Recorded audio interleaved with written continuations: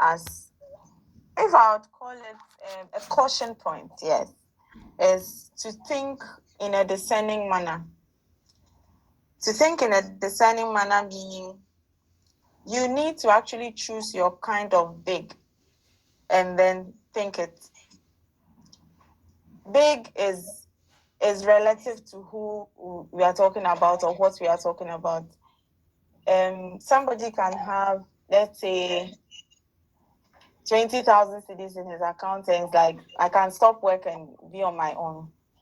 And another person, this same 20K is maybe his basic or even less than his basic. So big is relative. But for us to go irrespective of where you are and what your level is, I think it's essential that you choose your kind of big personally, and then you think it. So you dwell on it, you create a mental picture, and you have to feed it and you have to nurture it. So you could have a colleague, both of please pardon me if I get engineering bias, but you could have two of you doing production engineering or design engineering as final year specialization for MEC, for instance. And then one person wants to own a pimp shop, an auto pimp shop, and another person wants to be maybe a CEO of some huge power industry or somewhere. You have to choose your kind of big. If not, you may end up always forming some kind of wealth for yourself and you'll be the only one living in it. The second thing I want us to talk about or to look at is to be cautious, as in, let me call it, as much as possible, try not to be careless or idle with your thoughts. The world has so much information now. Internet is just all over. I mean, there's too much on internet. Sometimes some parents are even afraid of what their children might bump into on the internet. So the same applies to adults. The same applies to every kind of industry. There could be facts that you may have to validate before you actually put them into your subconscious. And then you don't just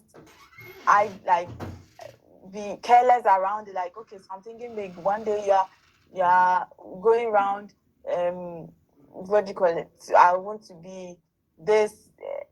How do I? There are some thoughts that we know as individuals that yes, they are big, but sometimes they are out of proportion, or they are just careless, if I would call it that way. Especially when we even put timelines to it. Let's say you are working under a chief engineer or something, and then every day you see him in your mind, you are the next chief engineer. Meanwhile, you have like 5 or 6 steps to take. I'm not saying that we shouldn't look at the final picture, but in as much as we are thinking big, we should be cautious, we should be intentional about it. And intentional means that you feed it with the process. You don't just imagine that you wake up one morning and boom, you are there. And then we shouldn't take the nitty-gritties for granted. While thinking or whilst being big around all of it, let's look at the detailing that go into whichever thoughts. So a simple example is, if I imagine myself being, let's say, the MD of maybe MTN because I work there, as I think big and see myself every day in that position, it comes along with the thoughts of the process. How many MDs have been women so far? How did they get there? What did they learn? What were their strengths? What were their weaknesses? Which things came easily to them? So in as much as I see myself as the MD, I am looking at the whole process that goes through. I'm not being careless around it. And that means I am deliberately putting some thought patterns down. On this point, I would want to iterate that while thinking big, let's do more of writing than talking. I see it a little bit far more careless to be going around telling friends or family or whoever has ears, let him listen tomorrow, or I dream of becoming. Rather, get a book and then put the thoughts down as they come daily or as they come weekly or as they pump into you. I know some people even think big in their dreams, like they dream and they are in some kind of mansion or villa. Yes, it's good. Please, when you wake up, kindly get a book and write it down. And I think with time, you may get back to the book in a number of years and you'll be amazed how far you've come.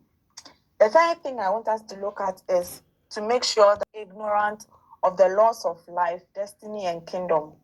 Whichever thinking that you are getting into, however big, either in industry, in life, in finances, whatever, there are laws governing life. And we need to be conscious of it. So we need to constantly learn. In as much as you are thinking big, constantly look out for lessons in the everyday life that feed your big thoughts, that feed your future mind, or that feed your mental picture. And then in every challenge that you come across in getting to that mental picture, we should try as much as possible to find the lesson in it. So let me give a simple example here. Engineering math wasn't easy for me. Personally, I don't remember having an A ever in engineering math from first year to third year. I'm sure my best was a B, and that was even numerical analysis. So you can imagine how algebra and analysis treated me. But every time I come home, my mom was a banker.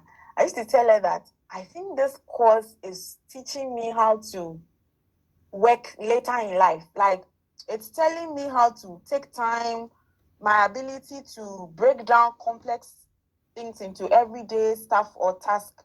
And then it's teaching me to understand things easily. Like, today I may not understand, but tomorrow I may understand.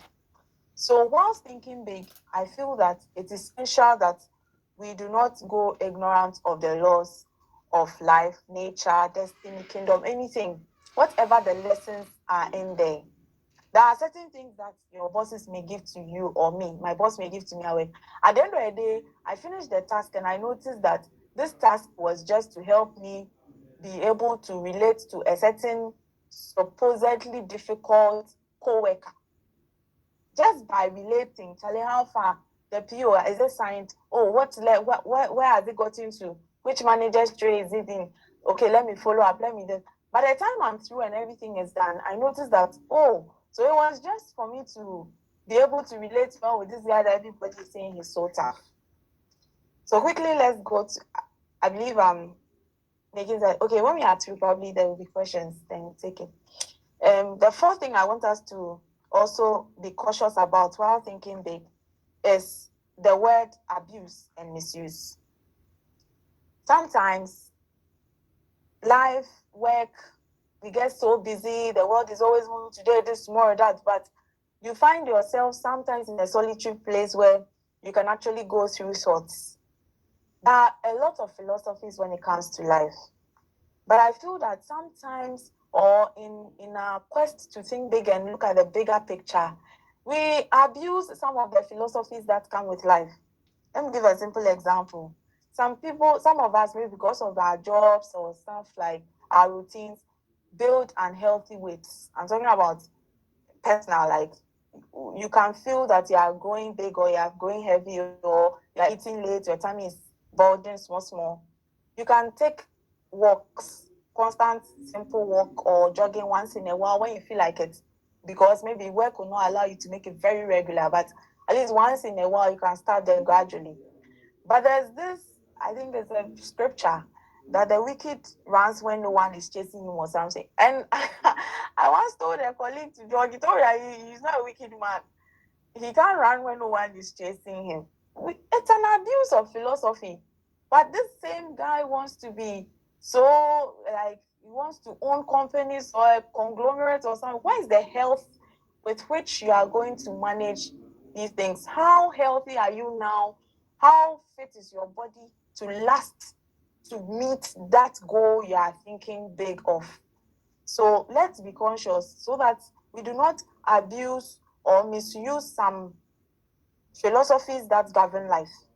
And then we also should try not to use certain unhealthy patterns to justify just because we want to get there. Look, it's good to think big, it's good to look like the MD or become the MD tomorrow, but hey, do it the right way. So think of how right you can be. The last point I want us to look at is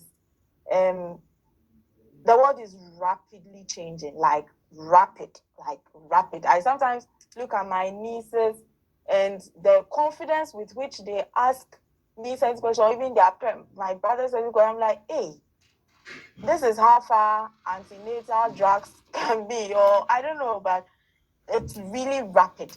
And you can even learn from children or anything. But in the midst of all of these, let's be conscious to pause and self-examine our thoughts.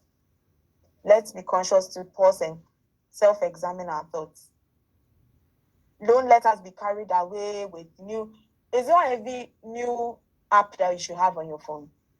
Yes, you need to update. You need to be on top, but it's not every new app. It's not every latest version that you really need now. Let me relate it to work. Like those of us in engineering, maybe Make, AutoCAD, SolidWorks, Solid Edge, all those simulation tools.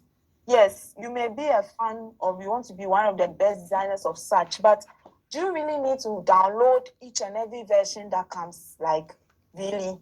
There are some versions that you may not have even exploited all the corners of using it yet, but just because you want to think or you are in the process of thinking big and all that, sometimes some of the financial decisions we take, are they feeding the big thoughts well, like in a healthy manner? So I think that it is essential that we pause once in a while, examine ourselves, and redirect the thoughts well onto productive steps, so that in as much as you're thinking big, on a day-to-day basis, you're actually moving more and more towards the final goal. I feel that, yes, it's a complex world. We want to think big. Thinking big is free. Like I said, it's not taxed, no monthly subscriptions, but we should be mindful. We should be intentional and discern. Thinking big doesn't mean you should think big in anything. Let's be focused with our thoughts and let's be positively realistic. Opportunities are bound, but truly, you can think big, but without effort, you may never get it. You will think that you are riding the biggest car, you're not saving, you're not investing, you're not doing, you may never. So let's be positively realistic. And then there will be contingencies. That's the last thing I want to put up. There will be contingencies. So in as much as we are being very possessive, let's plan for contingencies. Let's be mentally prepared. Some of us think so big that the least challenge or the least failure, we are so shattered. I think we should mentally prepare that, look, life has ups and downs. And as soon as you fall, you rise. Don't stay down there, don't sulk. Yes, once in a while, tears are nice. Cry small in your closet. But let the tears move you on to bigger, better places. And I think we'll be fine. So these are the 5 points. I hope I hope I'm within my 20 minutes that I want us to look at. I'm sure if there are any questions after Seth comes through, then I can handle them. Thank you. Thank you very much, Christine. That was straight to the point, short and powerful.